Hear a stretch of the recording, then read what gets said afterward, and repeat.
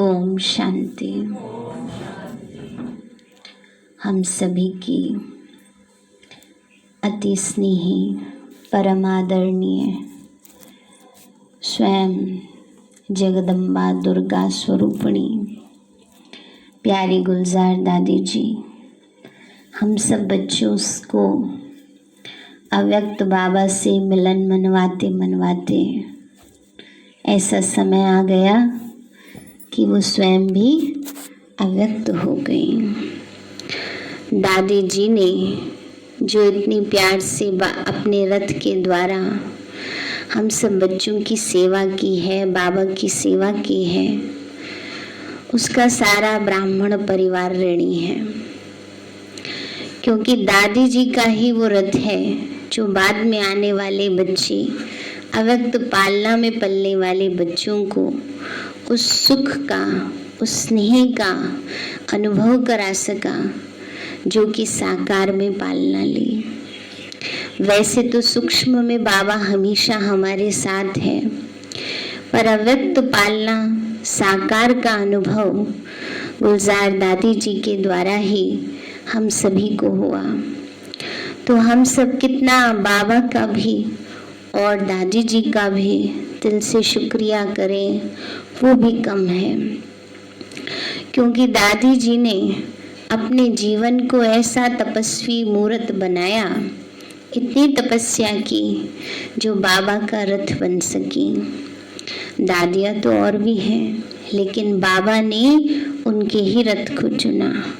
क्योंकि ऐसी शक्तिशाली आत्मा, ऐसी पवित्र आत्मा दादी जी के सिवाय कोई नहीं।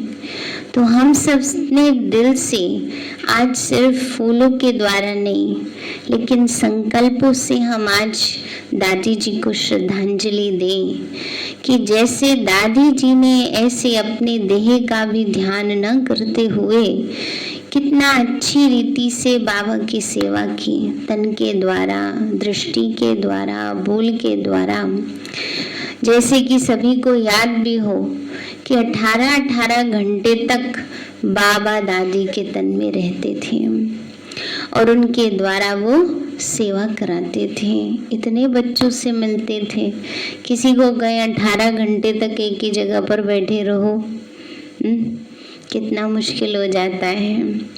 लेकिन बाबा का अवतरण जो होता था तो बिल्कुल जैसे देह से न्यारी।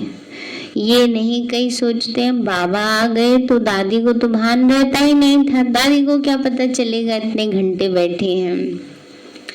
परंतु दादी की अपनी भी तो तपस्या थी ना, जिसके कारण बाबा ने दादी को ऐसा चुना, दादी को पसंद किया। तो हम सबको अपनी प्यारी आदरणीय, जिनको बाबा वाली दादी भी कहते हैं और दिल्ली वाली दादी भी कहते हैं, क्योंकि शुरू से ही गुलजार दादी जी दिल्ली में रहे हैं, दिल्ली पांडव भवन में रहे हैं।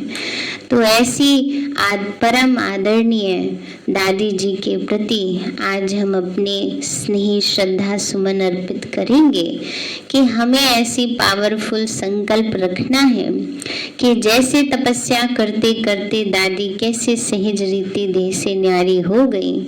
दादी जी की तपस्या इतनी प्रचंड ज्वाला के समान थी, जो बाबा कहते हैं आपकी स्थिति कैसी होनी चाहिए, ज्वाला स्वरूप।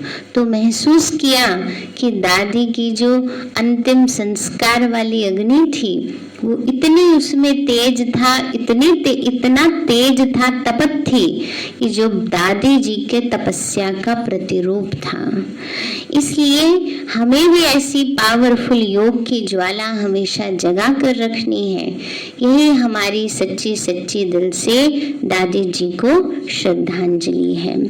अभी हम प्यारे बाबा के महावाक्य सुनेंगे। आज बाबा के 21 तारीख के महावाक्य हैं, अव्यक्त महावाक्य हैं। रिवाइज कोर्स है 22 नवंबर 1987। मुरली का हेडिंग है मदद के सागर से पदम गुणा मदद लेने की विधि।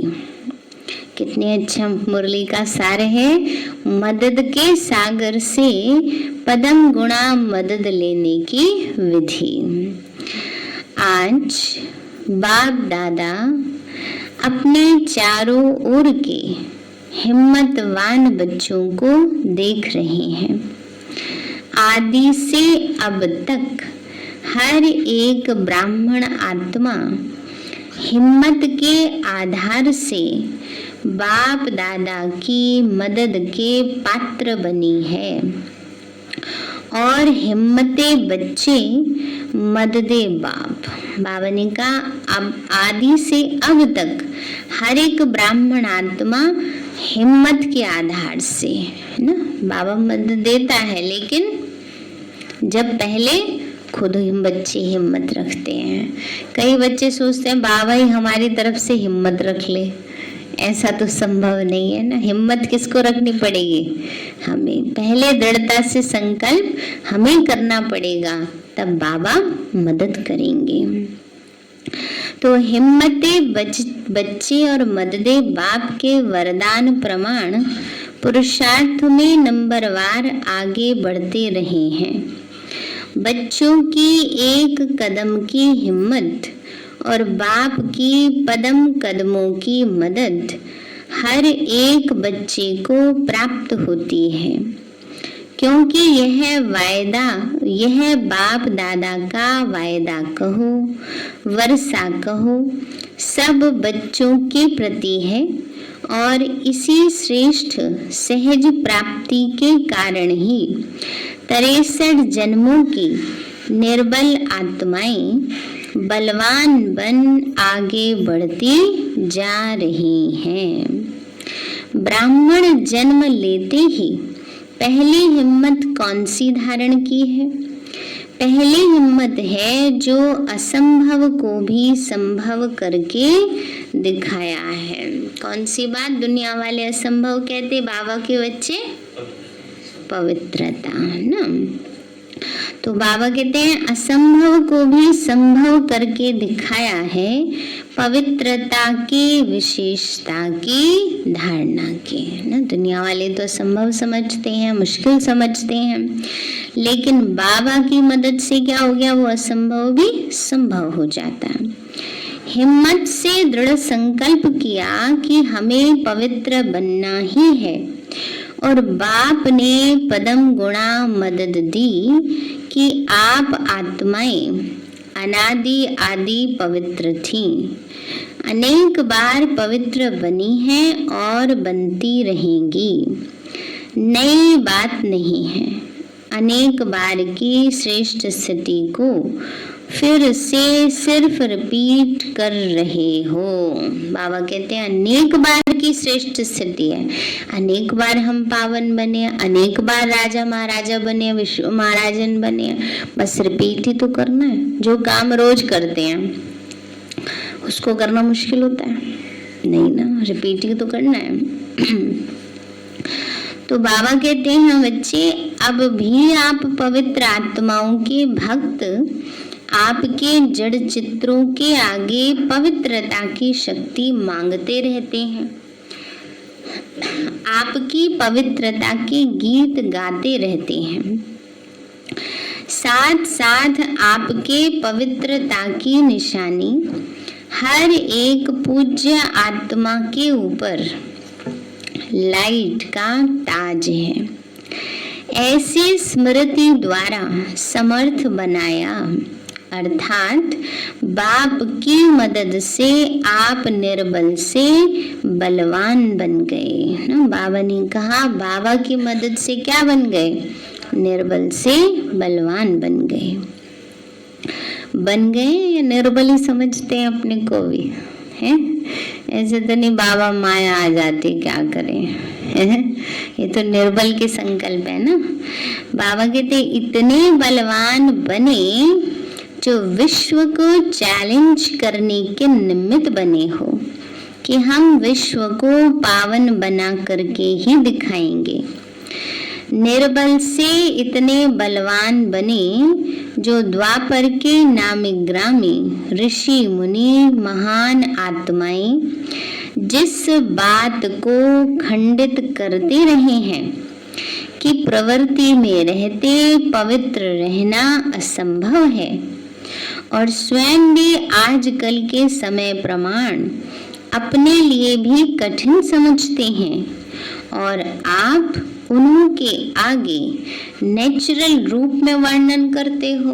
बाबा ने कहा दुनिया वाले उसको मुश्किल समझते हैं, लेकिन बाबा के बच्चे नेचुरल रूप में वर्णन करते हैं कि यह तो आत्मा का अनादि आदि निजी स्वरूप है। इसमें मुश्किल क्या है? इसको कहते हैं हिम्मते बच्चे और मददे बाप। असंभव सहज अनुभव हुआ और हो रहा है। बाबा ने का क्या था? असंभव था, लेकिन अब क्या हो रहा है? संभव, सहज संभव हो गया। तो जितना ही वह असंभव कहते हैं उतना ही आप अति सहज कहते हो। तो बाप ने नॉलेज की शक्ति की मदद और याद द्वारा आत्मा के पावन स्थिति के अनुभूति की शक्ति की मदद से परिवर्तन कर लिया।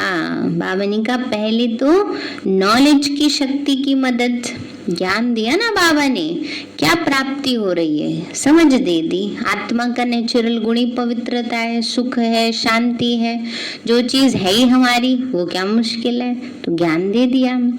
दूसरा, बाबा ने का याद द्वारा आत्मा की पावन स्थिति की, कि मैं तो हुई ओरिजिनल स्वरूप में पावन आत्मा, परम धाम में थी आत्मा तो कैसी थी? पावन थी ना।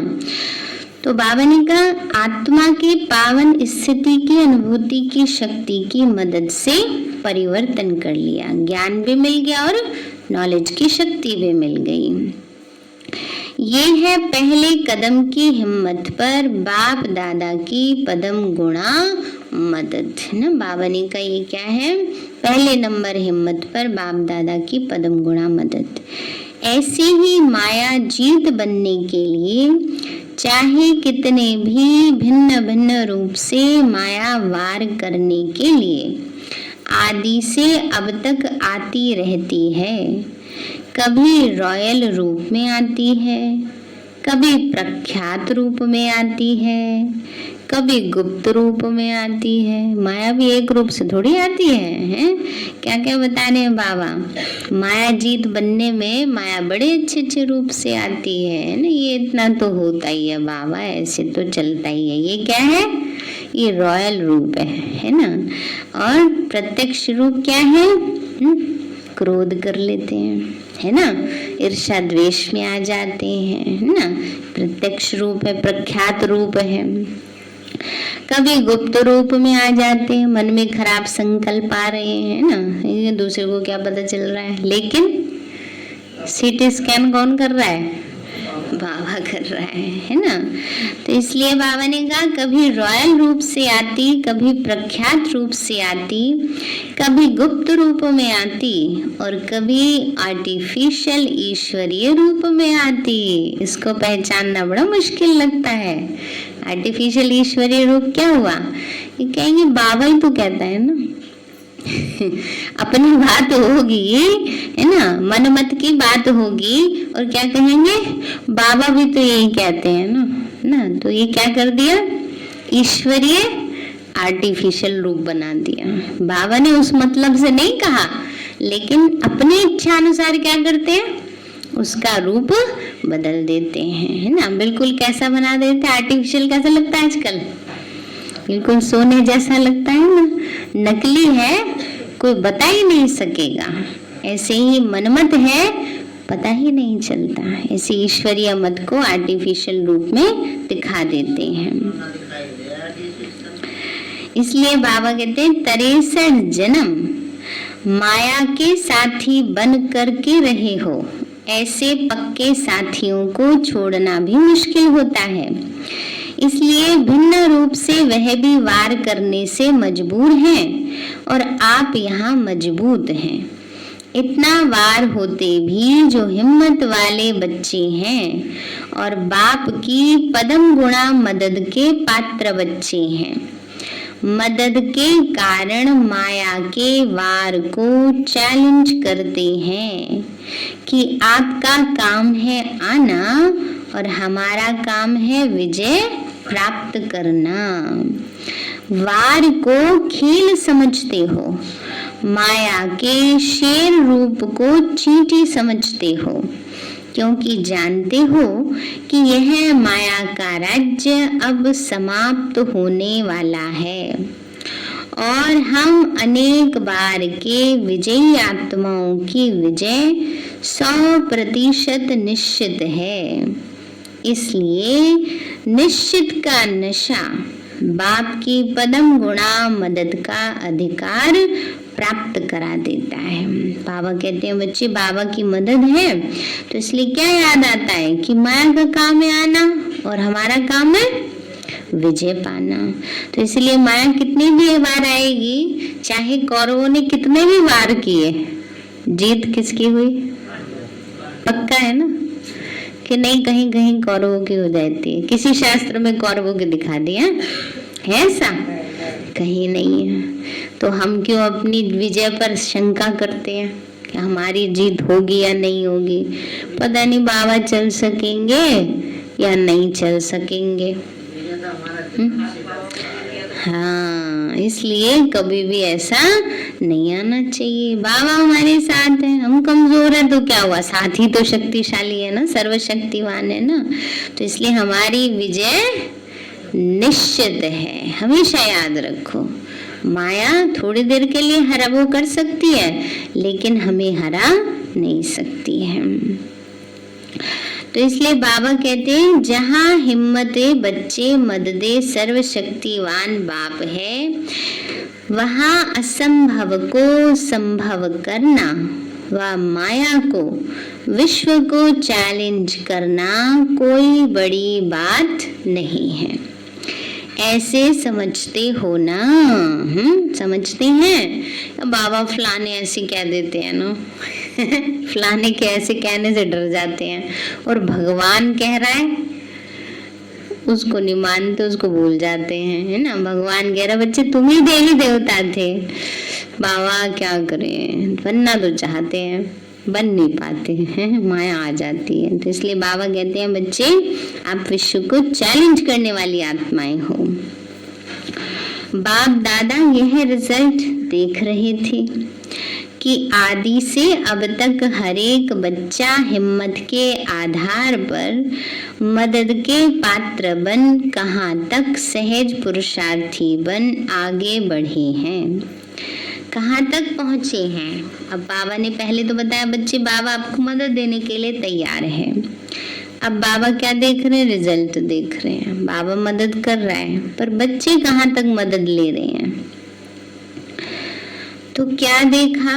बाप की मदद अर्थात दाता की देन, वरदाता के वरदान तो सागर के समान है, लेकिन सागर से लेने वाले कोई बच्चे सागर समान भरपूर बन औरों को भी बना रहे हैं और कोई बच्चे मदद के विधि को न जान मदद लेने के बजाय अपनी ही मेहनत में कभी तीव्र गति कभी दिल शिकस्त के खेल में नीचे ऊपर होते रहते हैं। बाबा मदद दे रहा है, फुल ऑफर दे रहा है, लेकिन बच्चे क्या करते हैं? मदद लेने की विधि नहीं जानते हैं। तो इसलिए क्या करते हैं? कभी तो बहुत तेज भागते हैं और कभी दिल शिकस्तों के रुक जाते हैं, नीचे ऊपर हो जाते हैं। और कोई बच्चे कभी मदद कभी मेहनत, बहुत समय मदद भी है लेकिन कहाँ कहाँ अलबेलापन के कारण मदद के विधि को अपने समय पर भूल जाते हैं और हिम्मत रखने के बजाय अलबेलाई के कारण अभिमान में आ जाते हैं कि हम तो हैं ही सदा पवित्र, बाप हमें मदद नहीं करेंगे तो किसको करेंगे अलबेलेपन में आके क्या कहते हैं? हम तो हैं ही बाबा के, बाबा को तो हमें मदद करनी पड़ेगी। पुरुषार्थ कौन करेगा? वही बाबा ही कर लेंगे मदद के लिए, बच्चों को करना है ना, हमें करना है। तो बच्चे क्या करते हैं, बड़े चतुर सुजान है, बाबा बहुत तो हुई हमारे, आप तो हमारी मदद के लिए बंधे हुए हो, चलो कर दो जल्दी से। बाबा कहते हैं कदम तो तुम्हें उठाना पड़ेगा ना। बाबा कहते हैं बाप बंधा हुआ है, इस अभिमान के कारण हिम्मत द्वारा मदद की विधि को भूल जाते हैं। अलबेलेपन का अभिमान और स्वयं पर अटेंशन देने का अभिमान मदद से वंचित कर देता है।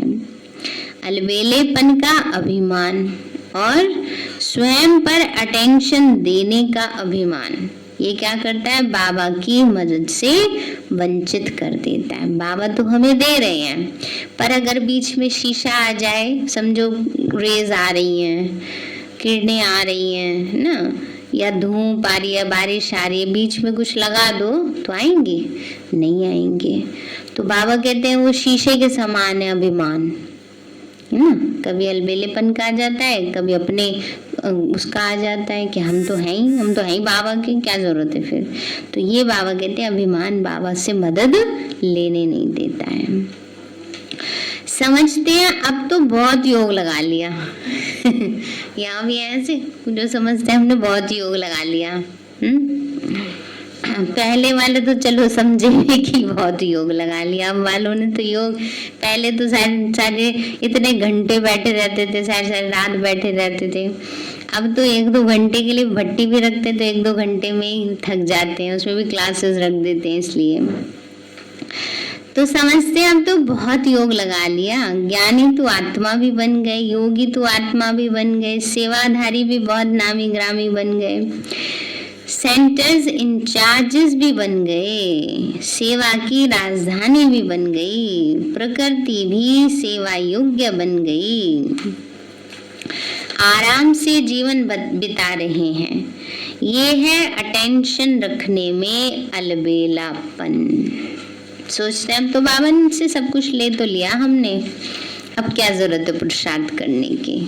तो बाबा कहते हैं ये क्या है, अटेंशन रखने में अलबेलापन।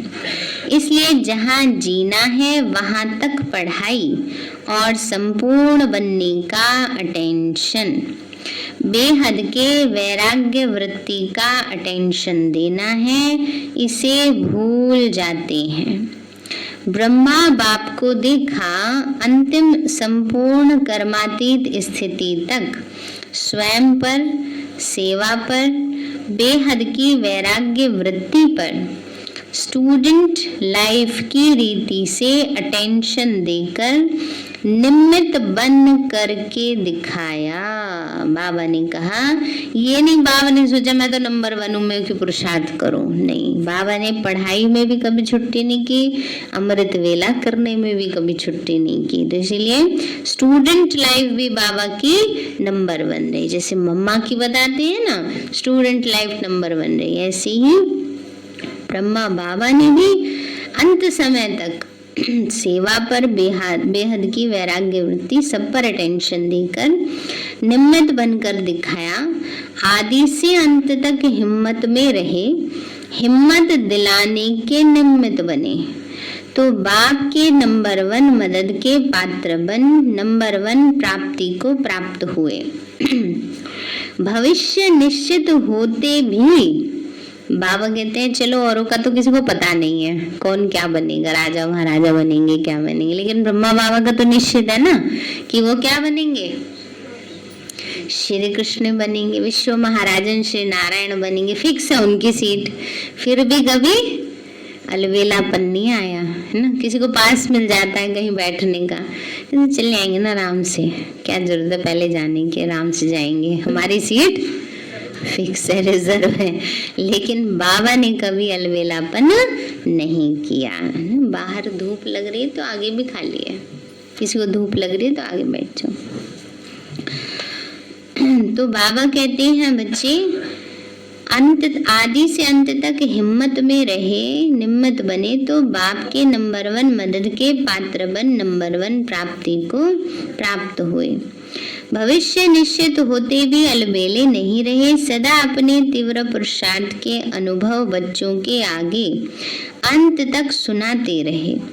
मदद के सागर में ऐसे समा गए जो अब भी बाप समान हर बच्चे को अव्यक्त रूप से भी मददगार हैं। इसको कहते हैं एक कदम की हिम्मत और पदम गुणा मदद के पात्र बनना। तो बाप दादा देख रहे थे कई बच्चे मदद के पात्र होते भी मदद से वंचित क्यों रह जाते हैं। इसका कारण सुनाया कि हिम्मत के विधि को भूलने के कारण, अभिमान और अलबेलापन और स्वयं के ऊपर अटेंशन की कमी। विधि नहीं तो वरदान से वंचित रह जाते हैं। विधि अगर सही नहीं अपनाएंगे, एक छोटी सी भी चीज है, समझो चाय भी बनानी है, उसकी भी विधि नहीं आती है तो भी क्या होता है, गड़बड़ हो जाती है। और यहाँ तो भगवान से वरदान लेने हैं, अगर उसको विधि प्रमाण नहीं चलेंगे उसमें तो प्राप्ति कैसे होगी। बाबा ने कहा विधि नहीं तो वरदान से वंचित रह जाते सागर के बच्चे होते हुए भी छोटे छोटे तालाब बन जाते हैं। बाबा कहते हैं किसके बच्चे हो, और स्थिति कैसी बना ली, बस बाबा हमारे लिए इतना ही बहुत है? क्या बन गए, छोटे छोटे तालाब बन गए। जैसे तालाब का पानी खड़ा हुआ होता है, माना रुका हुआ होता है, ऐसे पुरुषार्थ के बीच में खड़े हो जाते हैं। इसलिए कभी मेहनत कभी मौज में रहते। आज देखो तो बड़ी मौज में है, कहेंगे आज बाबा ने मुझे बड़े अच्छे अनुभव कराए, और कल देखो तो छोटे से रोड़े के कारण उसको हटाने की मेहनत में लगे पड़े हैं। क्या करें बाबा, क्या करें दीदी, बड़ी परिस्थिति है। बाबा कहते हैं बात होगी छोटी सी, रोड़ा ही तो है, पत्थर ही तो है ना, लेकिन वो पत्थर क्या करता है, ध्यान ना दो तो क्या होता है, ठोकर खा के गिर जाते हैं। तो बाबा भी वही कह रहे हैं, कभी तो बहुत खुश और कभी क्या होता है, छोटे से रोड़े के कारण उसको हटाने में मेहनत में लगे हैं। पहाड़ भी नहीं, छोटा सा पत्थर है महावीर पांडव सेना, लेकिन छोटा सा कंकड़ पत्थर भी पहाड़ बन जाता है। उसी मेहनत में लग जाते हैं, फिर बहुत हंसाते हैं।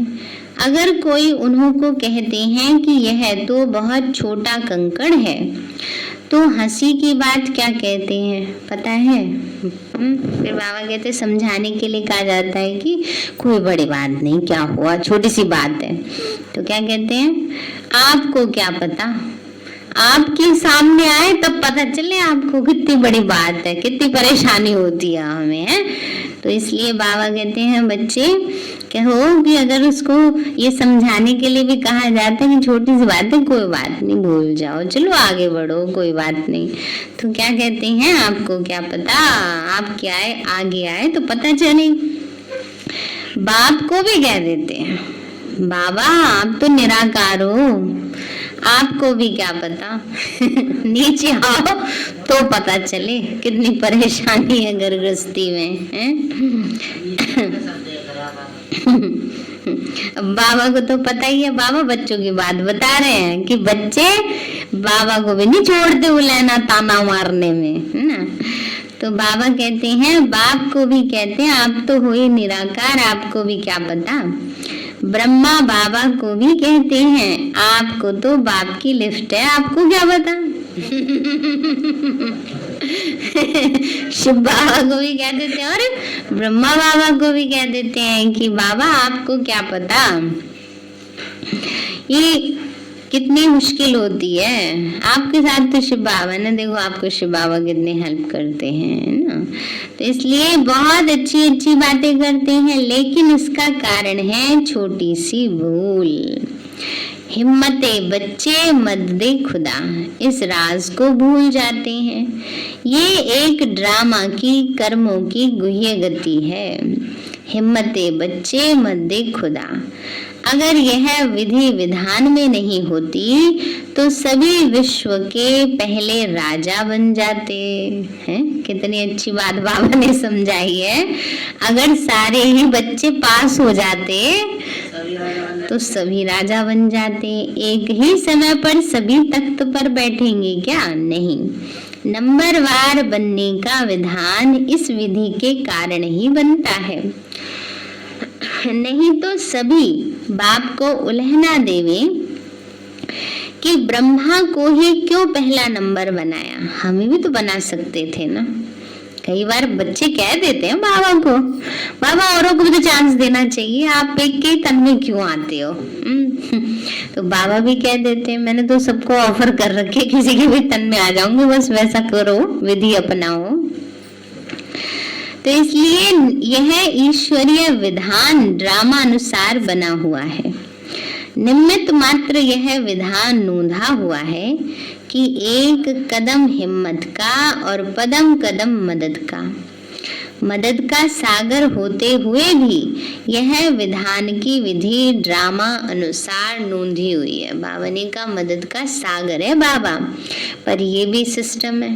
बाबा कहते हैं अगर सबको एक जैसा दूं तो फिर सारे राजा बन जाए, बच्चे तो सारे हैं ना उसके, इसलिए बाबा ने नियम रख दिया। जैसे कई बार राजा अपना वारिस चुनने के लिए क्या करते हैं, एक कंडीशन रख देते हैं ना, भाई जो ये कंडीशन पूरी करेगा वो राजा बनेगा। तो बाबा ने भी यही किया है। बाबा कहते हैं बच्चे तो जितनी चाहे हिम्मत रखो और मदद लो, इसमें कमी नहीं रखते। चाहे 1 वर्ष का बच्चा हो, चाहे 50 वर्ष का हो, चाहे सरेंडर हो, चाहे प्रवृत्ति वाला हो, अधिकार समान है। कोई ना सोचे बाबा पुरानों को तो आपने सब कुछ दे दिया, हमें तो कुछ भी नहीं दिया, दादी भी चली गई, बताओ हमारे टाइम में।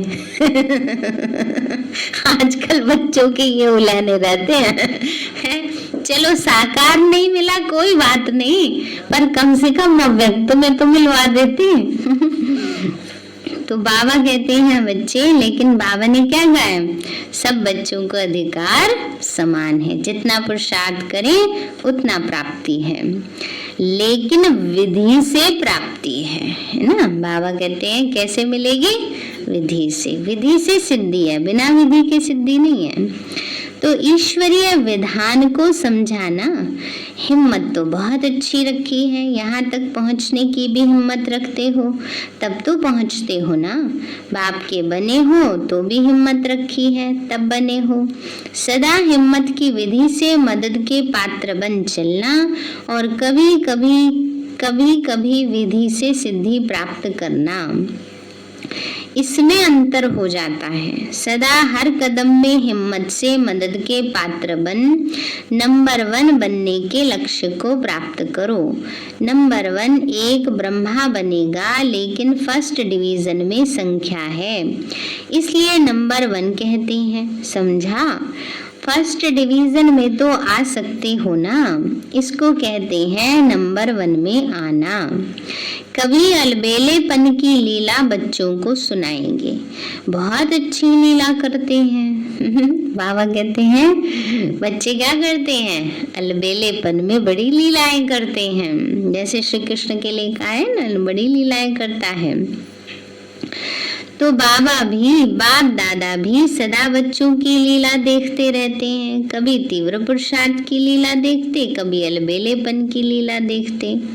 अच्छा, कर्नाटक वालों की विशेषता क्या है? हर एक जोन की अपनी अपनी विशेषता है। कर्नाटक वालों की अपनी बहुत अच्छी भाषा है, भावना की भाषा में होशियार हैं। ऐसे तो हिंदी कम समझते हैं, लेकिन कर्नाटक की विशेषता है भावना की भाषा में नंबर 1, इसलिए भावना का फल सदा मिलता है। और कुछ नहीं बोलेंगे, लेकिन सदा बाबा बाबा बोलते रहेंगे, है ना। कुछ और बोलना आए ना आए, पर सदा बाबा बाबा बोलते रहेंगे। यह भावना की श्रेष्ठ भाषा जानते हैं। भावना की धरती है ना, बाबा कहते हैं कर्नाटक की धरनी भावना की धरनी है ना। वैसे भी साउथ वाले बहुत भावना वाले होते हैं। फिर बाबा ने पार्टियों से मुलाकात की। बाबा बोले, अपने को डबल लाइट फरिश्ता अनुभव करते हो। डबल लाइट स्थिति फरिश्तेपन की स्थिति है। फरिश्ता अर्थात लाइट। जब बाप के बन गए तो सारा बोझ किसको दे दिया? पक्का दिया कि नहीं दिया? दे दिया है। डबल लाइट स्थिति फरिश्तेपन के तो सारा बोझ बाप को दे दिया ना। जब बोझ हल्का हो गया तो फरिश्ते हो गए। बाप आए ही हैं बोझ समाप्त करने के लिए।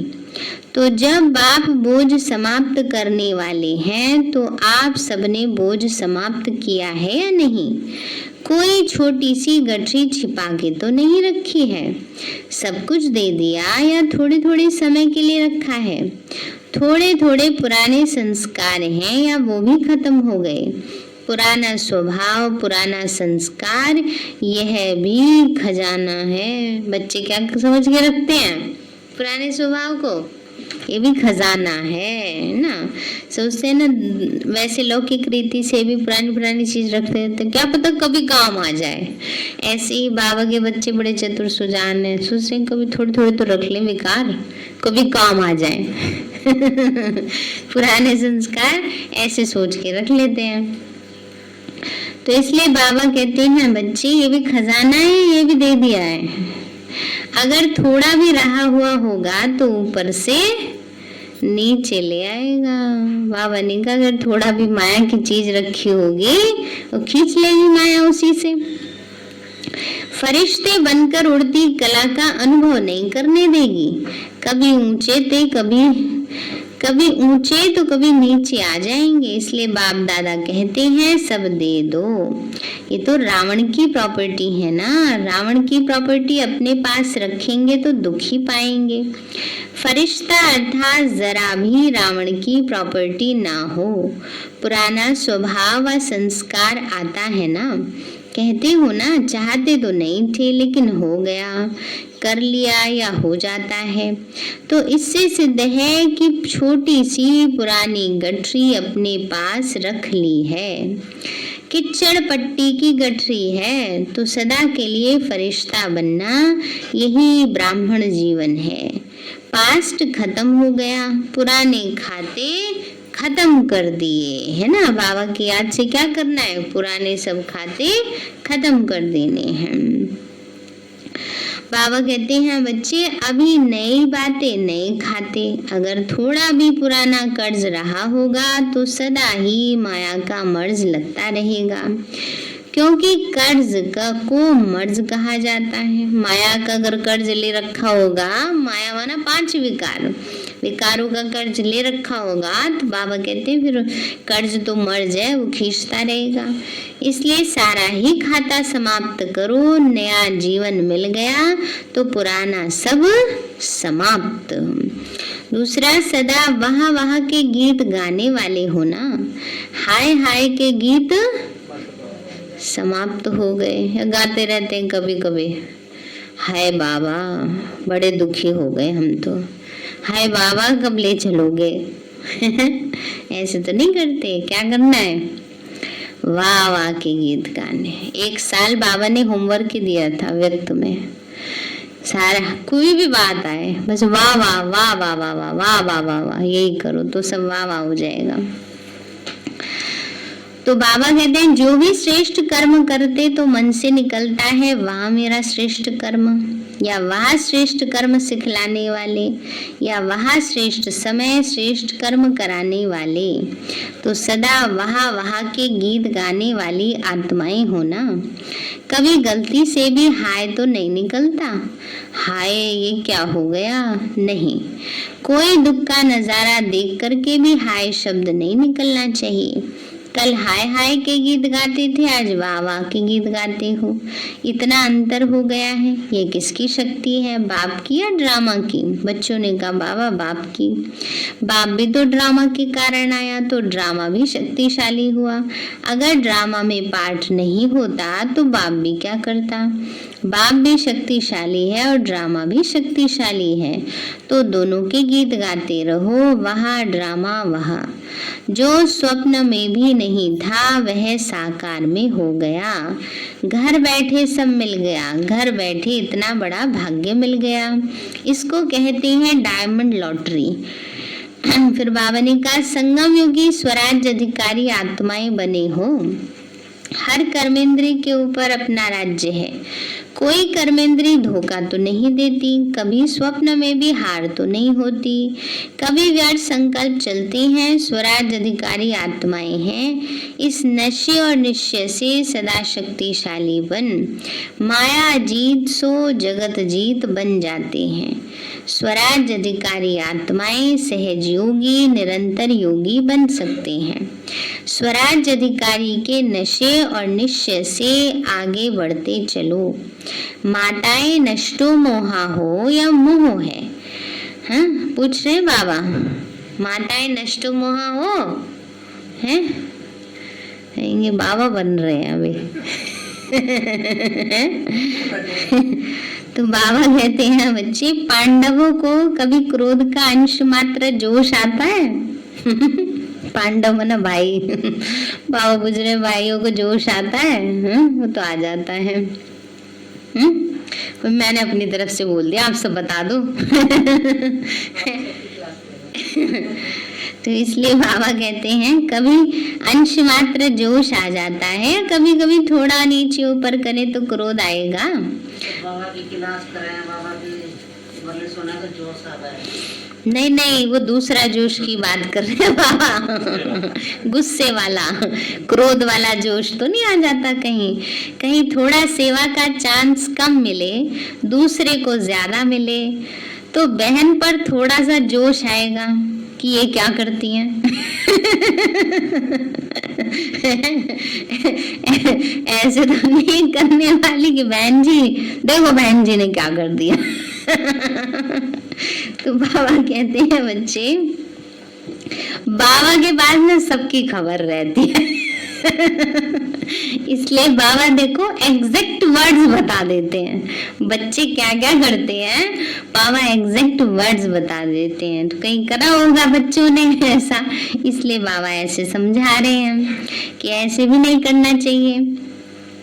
देखना पेपर आएगा, क्योंकि थोड़ा भी देह अभिमान आया तो उसमें जोश या क्रोध तो सहज आ जाता है। इसीलिए सदा स्वराज अधिकारी अर्थात सदा ही निरअहंकारी, सदा ही निर्माण बन सेवाधारी बनने वाले, मोह का बंधन भी खत्म। अच्छा, चारों ओर के हिम्मत वाले बच्चों को सदा बाप की मदद प्राप्त करने वाली पात्र आत्माओं को सदा विधान को जान विधि से सिद्धि प्राप्त करने वाली श्रेष्ठ आत्माओं को सदा ब्रह्मा समान अंत तक पढ़ाई और पुरुषार्थ की विधि में चलने वाले श्रेष्ठ महान बाप समान बच्चों को बाप दादा का याद प्यार और नमस्ते। अच्छा, मीठे मीठे सिक्के लदे बच्चों प्रति माता पिता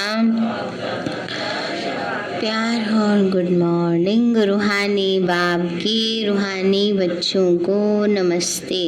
रूहानी हम बच्चों की रूहानी माता पिता बाप दादा को नमस्ते नमस्ते नमस्ते बाबा नमस्ते।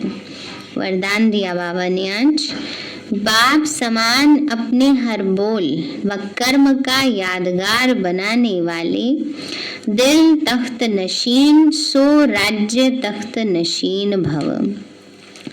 बाप समान अपने हर बोल व कर्म का यादगार बनाने वाले, दिल तख्त नशीन सो राज्य तख्त नशीन भव।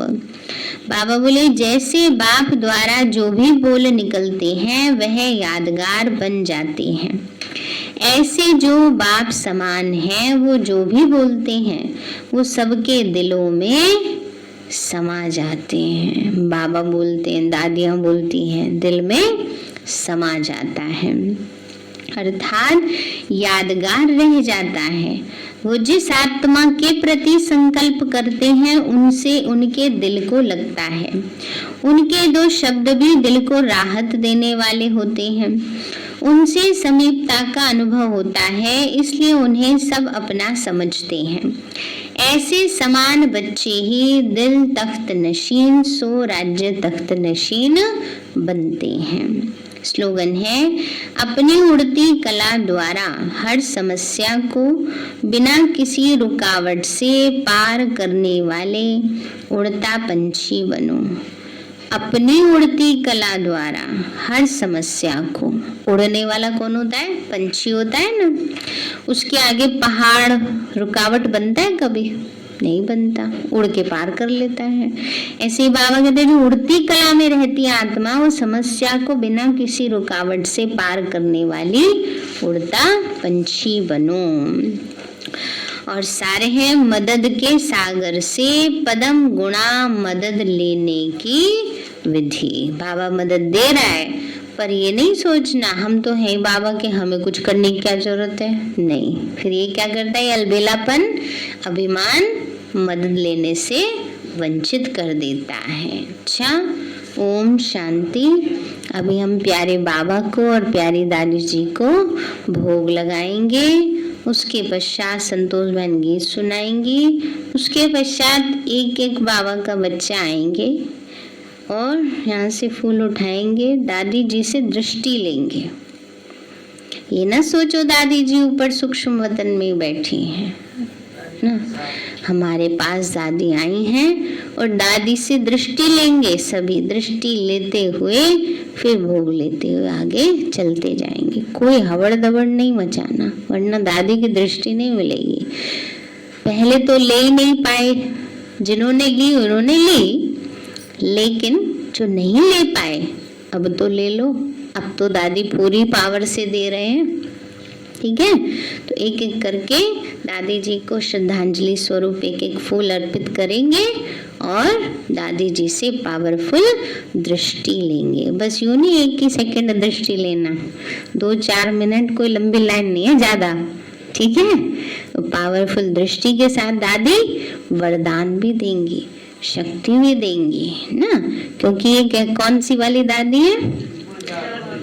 और ये बाबा वाली दादी है, तो इनके द्वारा बाबा भी सब कुछ हमें प्राप्ति करा रहे हैं, ठीक है।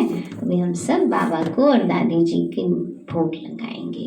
पीछे जो बैठे हैं ना, यहाँ जगह आगे खाली है, अगर धूप लग रही है तो आगे बैठ सकते हैं।